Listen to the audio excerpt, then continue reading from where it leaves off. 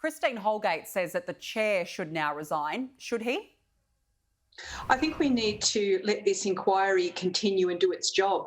But as you say, it was an extraordinary day yesterday that raised so many questions about the conduct of the chair, of the board, the Prime Minister, and also the embattled Minister for Communications, Paul Fletcher. You had more chance of citing the Loch Ness Monster yesterday than you did of seeing the Minister. But these are serious questions that need to be explored and answered. We should let the inquiry do its job. But I think the evidence yesterday was absolutely extraordinary. She called him directly a liar. She said that she was bullied. She did not mince her words. And she took both barrels at Scott Morrison, as you say. Has the government's handling of the matter been appropriate? It's been appalling, absolutely appalling. And the fact that Ms Holgate, to her credit, understood that as the CEO of a very important government business enterprise, she is obliged to be scrutinised and questions answered. It was the conduct of the Prime Minister, the conduct of the board, the ghosting by the shareholder ministers for communications and finance that led her to the state she was in. Let's remember the Prime Minister effectively sacked Ms Holgate on the floor of the Parliament that day. She was, in her words, denied due process. There were double standards that were applied to her as opposed to the mates of Scott Morrison. So she's genuinely aggrieved and she made her case very coherently yesterday. But Anthony Albanese also called for her resignation at the time of the Cartier scandal. Let's be clear. What Ms Holgate said was that her position was made untenable by the actions of the Prime Minister. And she even used those words again yesterday. Her position was made untenable by that. Otherwise, at no stage did Labor call for her resignation. At all times, we said that the board needed to be examined. It was incapable of proper governance and oversight.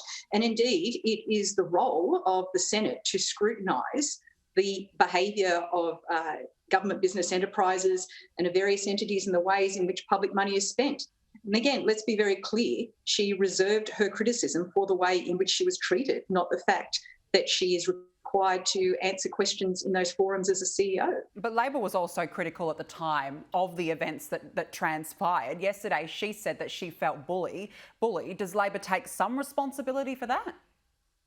Again, let us be very clear. We have always opposed, because we don't think that it is an appropriate use of public money, the kinds of gifts that were provided in these circumstances. But at the same time, it is the behaviour that she takes issue with. And indeed, on reflection yesterday, she acknowledged that the optics were not good. She even questioned her own judgment at the time, saying that taxpayer money was not used. And I don't think anyone would suggest that it is not the role of the Senate and not the role of the opposition to hold these matters to account. That is not the issue that she took up yesterday. The issue was the way in which she was treated by the Prime Minister and the relevant ministers and the chair. What do you think needs to happen now, Michelle Rowland? Obviously, this inquiry has exposed a deep issue within Australia Post. What happens now, do you think?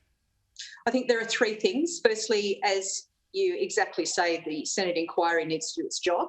Secondly, that board of Australia Post has demonstrated time and again that it is a dysfunctional swamp of Liberal Party hacks and mates of the Prime Minister. It's incapable of proper executive oversight and it needs to go.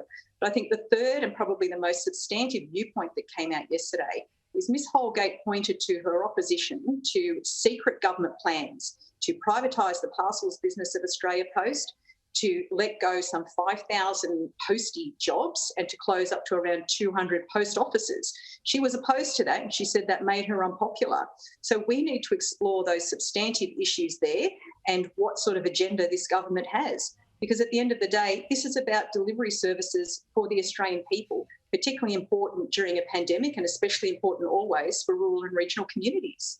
All right, I want to discuss now the vaccine rollout. The Prime Minister has announced that National Cabinet will be meeting twice a week to discuss the issues. Is this a good move by Scott Morrison? Well, this is scrambling. I mean, this is someone who said we will be at the front of the queue and we would have a certain number of vaccinations done by the end of March. That time frame has completely gone out the window. My concern is twofold. Firstly, we need to ensure that people have confidence that the vaccine rollout is going to be done appropriately. And I think that the Prime Minister has done very little to assuage those concerns that people have.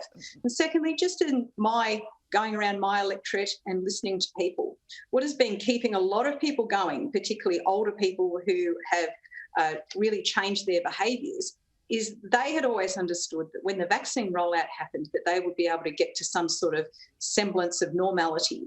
And that's gone out the window. They are not happy. But do you acknowledge, Michelle Rowland, though, that some of this was out of the government's control? I mean, nobody could have foreseen the impacts of the AstraZeneca vaccine.